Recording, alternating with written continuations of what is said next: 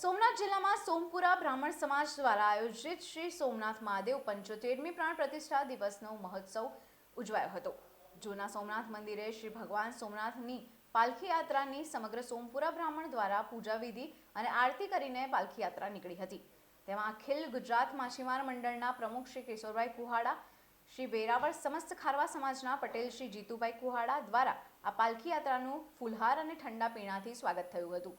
આ પ્રસંગે ગીર સોમનાથ જિલ્લા કલેક્ટર દિગ્વિજયસિંહ જાડેજા સાહેબ, જૂનાગઢ ગીર સોમનાથ જિલ્લા ભાજપ સાંસદ રાજેશભાઈ ચુડાસમા, અખિલ ગુજરાત માછીમાર મહામંડળના પ્રમુખ શ્રી કિશોરભાઈ કુહાડા, શ્રી વેરાવળ પાટણ સોમનાથ સનાતન હિન્દુ સેવા સમાજના પ્રમુખ શ્રી અને વેરાવળ સમસ્ત ખારવા સમાજના પટેલ શ્રી જીતુભાઈ કુહાડા સહિતના હજારોની સંખ્યામાં શિવભક્તો ઉપસ્થિત રહ્યા હતા।